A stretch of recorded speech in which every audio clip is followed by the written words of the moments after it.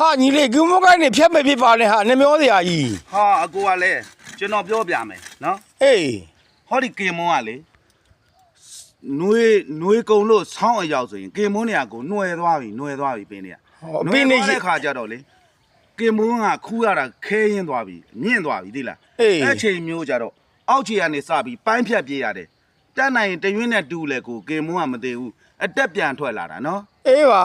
ကျွန်တော်ဒီမဲ့ဒီလိုပိုင်းပြီးသားပင်တွေလိုက်ပြမယ်ကိုဟိုဘက်ကိုနော် အေးပြလာမအောင် ဟောဒီမှာကိုကြည့်ဒါတစ်လားလောက်ရှိပြီကျွန်တော်အခြေကနေပိုင်းဖြတ်ထားတာနော်ဒီလိုကြတော့ကိုရခူးရတာမလွယ်ဘူးလား ဟာလွယ်တာပေါ့ဟာ နော် သူအတက်ထွက်မြန်နေနော် ဟုတ်တယ်တက်ထွက်မြန်တယ်ကိုကြီးနော်တစ်နေ့တစ်ခါပိုင်းဖြတ်ပေးရတယ် ဟောအေးပါအဲ့လိုဆိုကိုယ်လည်းဂေမိုးဆိုင်ညီလေးပြောပြပါအောင်ညီလေးဟာ ကိုကြီးကင်မွန်းစိုက်ပြိုးခြင်းနဲ့ဆိုရင်ကျွန်တော်ပြောပြမယ်နော် အေး ကင်မွန်းစီကိုဈေးရဝယ်တရောကင်မွန်းပေါ့ဗျာ အေးပါ ဈေးရဝယ်ပြီးတော့ခွာလိုက် အေး ခွာလိုက်တဲ့အခါနက်စီလေးတွေရလာတယ်မယ်အဲ့နက်စီလေးတွေကိုရွေးရသေးတယ်ကိုကြီးပိုးပေါက်လေးတွေပါရင်ဖယ်ထားကျန်တဲ့စီလေးတွေကိုလေ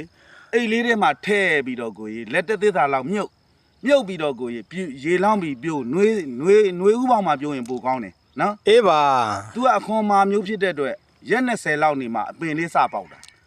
တလခွဲသားလောက်ရောက်တဲ့ချိန်ဆိုရင်ဒါသူကမြေချစိုက်လို့ရတယ် ဟောမြေချစိုက်တာပေါ့အ စိုက် ကြို တဲ့ င် ခါကျတော့လေကိုအခုလိုဒီမှာကြည့်